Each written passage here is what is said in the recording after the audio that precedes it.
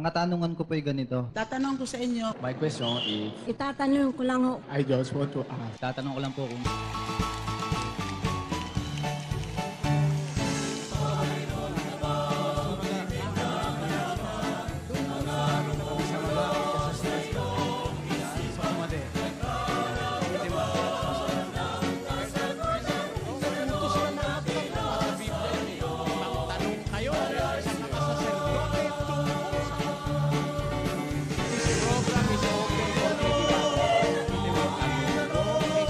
I'm ready. Sasagutin ko kayo. Pero kung gusto mo ng kompletong sagot, itanong mo. May sagot ang Biblia. Nakasulat kumpleto, walang bawas, walang labis, walang kulang. Kaya ang sabi ng mga apostol, matuto kayo sa amin, huwag hihigit sa bagay na nasusulat.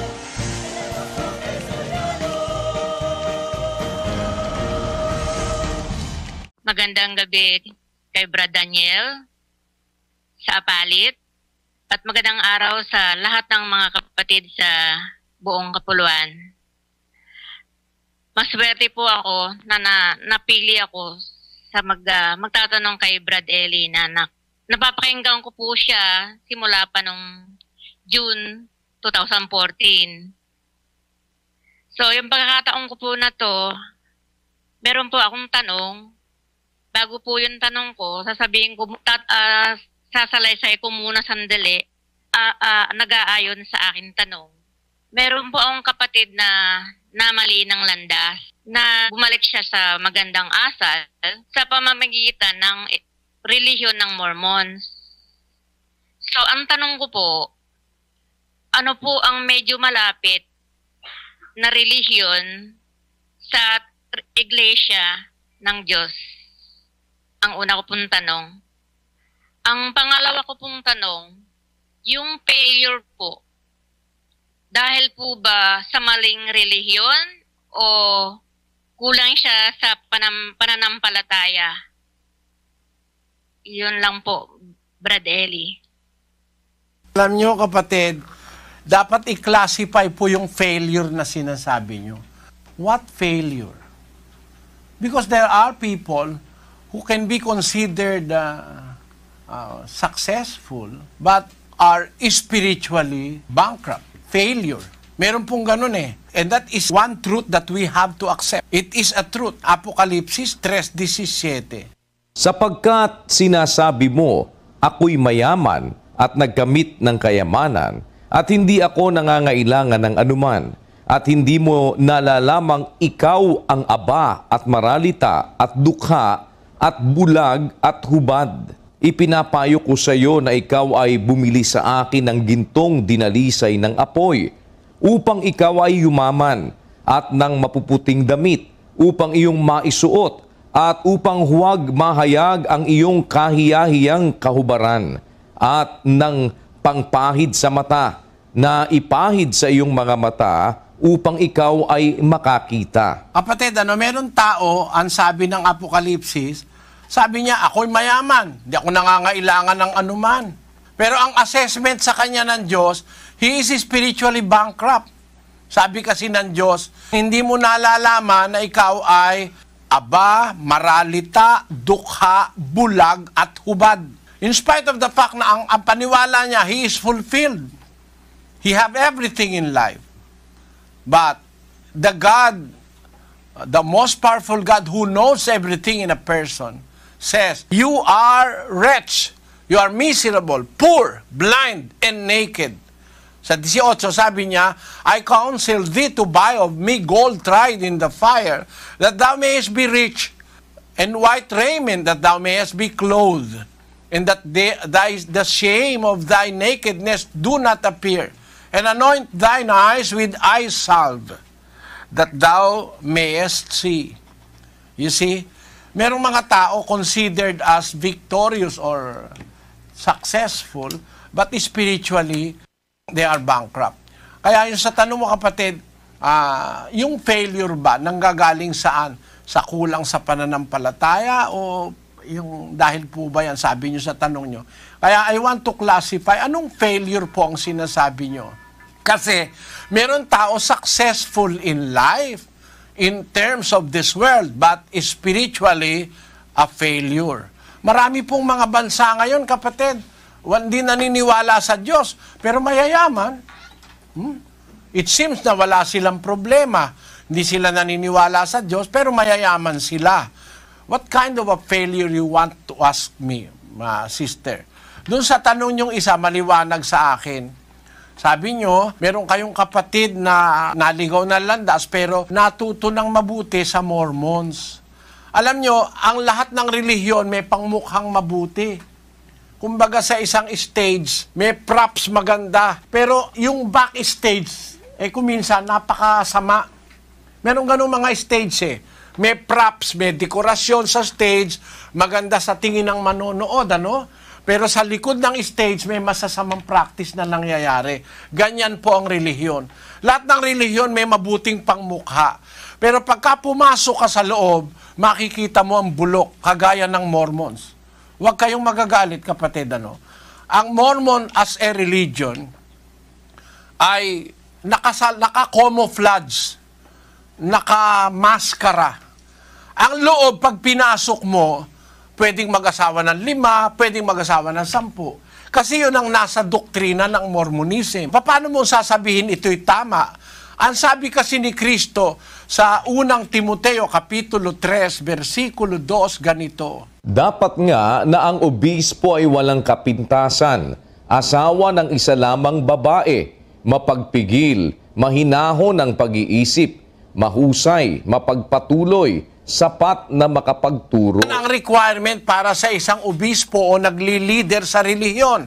Paano mo ngayon sasabihin na yan ay tamang relihiyon? Pero naka-camouflage yan na sila raw ay saints. Sila raw ang latter-day saints. Bawal uminom ng kape, bawal uminom ng tsoklate, masama raw ang kape, masama raw ang tsoklate. Maganda ang panlabas. Pero kung nagsusuri ka, lalo na yung mga siyentipiko, mga doktor, hindi mo mapapaniwala basta-basta sa Mormons. Masama raw ang kape. Ang findings ng science ngayon maganda nga ang kape. Ang kape maraming antioxidant. Huwag mo lang lalagyan ng asukal. At saka ng cream, maganda ang kape. Nakaka-prevent ng Alzheimer's disease at nakaka-prevent ng anxiety, ng depression, nakaka-prevent ng iba-ibang mga sakit. Maraming benefit sa kape. Bawal sa Mormons yan. Pati tsoklate bawal saan mo pinagkukuha yun? Wala naman sa Biblia yun. Kaya kung pag-aaralan mo yung kabuuan ng Mormon sa Biblia, kapatid, maraming mga aral yan na labag sa Biblia, mali sa Biblia. Ang katunayan, yung mga kapatid naming mga Mormons, saksi dyan No? Kaya umalis sila sa Mormons kasi napatunayan nilang ang aral mali. Biro mo, mag-asawa ka ng 10. Sasabihin mo, tama yun. Sa Biblia, bawal yun Isa lang ang asawa, isang panahon, isang asawa. Diyan, pwedeng mag-asawa ng sabay-sabay, 10. Pagka tumagal-tagal na yung kapatid mo, siguro matutuklasan niya rin yung mga sikreto dyan. Kasi kumbaga sa nanonood ka, yung stage maganda, maraming props, may mga camouflage. Pero pag sa likod ng stage mo titignan, mula sa pinanggalingan, si Joseph Smith at si Brigham Young, napakaraming aral na mali ang pinagtuturo. Wala lang kung panahon kapatid. Yung tawag lang sa kanila, antikristo na sila biro mo, ang talagang tawag sa mga Kristiyano, sila Mormons Ang pangalang Mormons nanggaling doon sa pangalan ng anghel na nagpakita kay Joseph Smith, si Moroni. Doon nila kinuha yung pangalang Mormons. Mas gusto nila yung kaysa sa pangalan ni Kristo. Sa Biblia, sabi ng Biblia, walang ibang pangalang ibinigay sa silong ng langit sa mga tao na sukat nating ikaligtas, maliban sa pangalan ng Panginoong Hesukristo. Maraming aral yan na kontra. Ngayon, ang masasabi ko sa iyo, kapatid, doon sa tanong mo, dahil yung kapatid mo nagbago ng landas, maaaring nakakita siya ng maganda. Hindi naman natin masisisi yung sa kapatid mo. Nakakita siya ng magandang pangharap, yung pangmukha, yung camouflage. Pero matutuklasan niya rin pagdating ng araw kung anong klaseng relihiyon niyang Mormons. At naniniwala ako na kung yung kapatid mo ay naghahanap ng katotohanan, matutuklasan niya yung kanyang napasukan na yan. Siguro maaaring matulungan natin siya pag binigay natin sa kanya yung mga maling aral ng Mormons. Marami kasing maling aral yan eh. Kagaya nung aral na si Adan daw ang Diyos. Si Adan daw yung matanda sa araw. Si Adan daw yung Miguel Arcangel. Marami liku-likong aral yan. Di ko lang sa iyo mapapatunayan agad ngayon dahil kailangan ng maraming oras, kapatid. Babasahin natin ang mga publications nila. Pero sinasagot ko lang yung mga tanong mo. Ngayon, kung ang failure ay dahil ba sa kulang sa pananampalataya o ano, hindi masasabing kung may failure, kulang na sa pananampalataya. It depends on what kind of a failure it is. Is it a spiritual failure or is it a worldly failure? Marami kasing klase ng failures in life. Pero masasabi ko sa iyo, merong mga tao na in the terms of the world, they are successful people, but they are failures in the sight of God. And in the Bible also, it tells us that there are people who are regarded to be great people. But in the sight of God, they are abominations. Let us read 16:15 in Tagalog and in English, Brad Daniel. At sinabi niya sa kanila, kayo ang nangagaaring ganap sa inyong sarili sa paningin ng mga tao. Datapwat nakikilala ng Diyos ang inyong mga puso, sapagkat ang dinadakila ng mga tao ay kasuklam-suklam sa paningin ng Diyos. Wala ng mga tao kasuklam-suklam sa Diyos eh. Basahin natin sa English. And he said unto them, Ye are they which justify yourselves before men, but God knoweth your hearts. For that which is highly esteemed among men is abomination in the sight of God.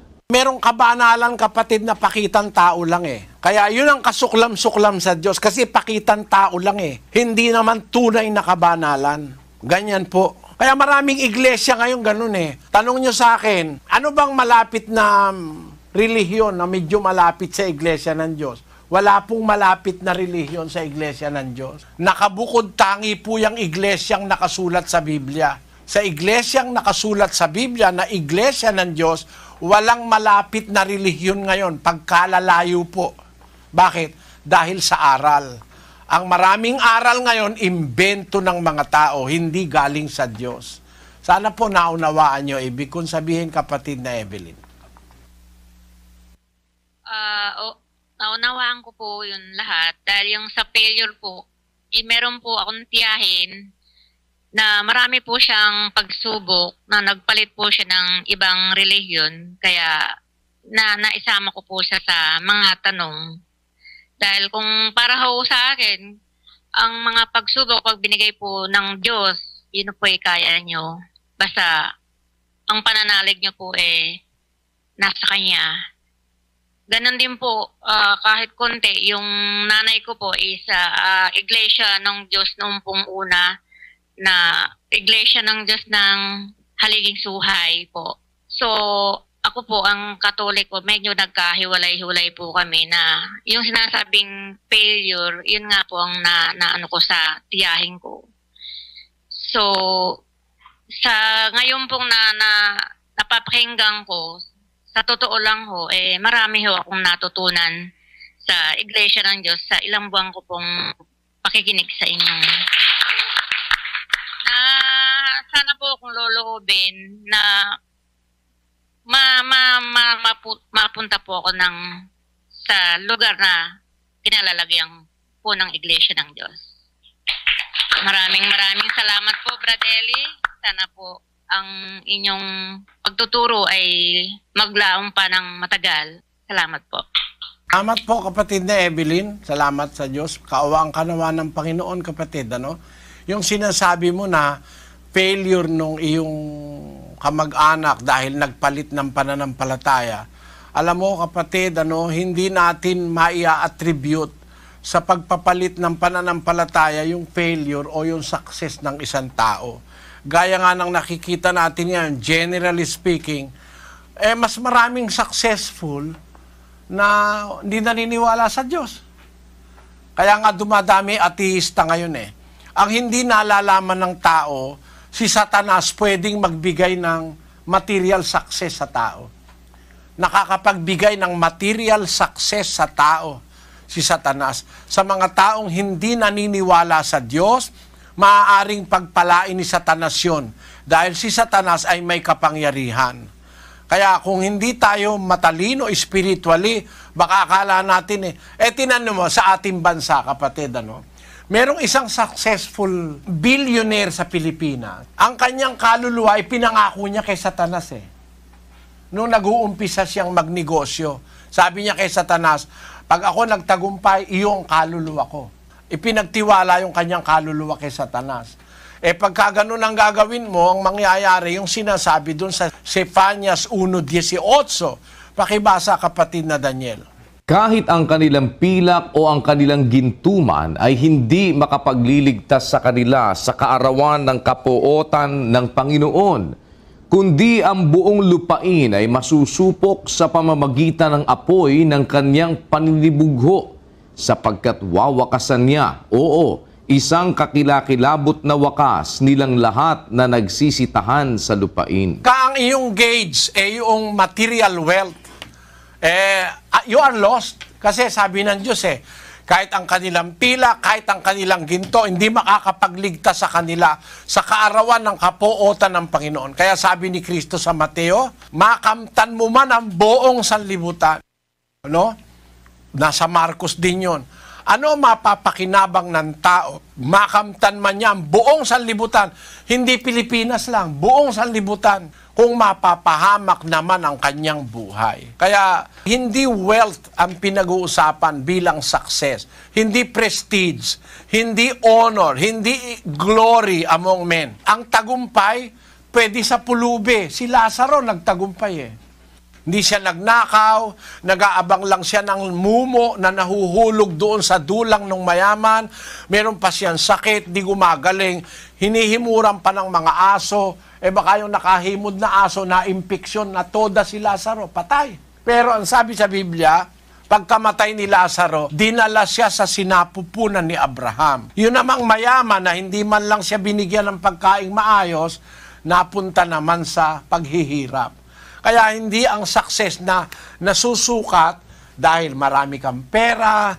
Sabi ng Diyos kasi, makamtan mo man ang sanlibutan, buo, mapapahamak naman ang buhay mo, ikaw aawa ka naman. Ayun po ang ibig kong sabihin, kapatid na Evelyn, at sana samahan ka po ng Panginoon. Patuloy ka pong makinig sa aming mga itinuturong doktrina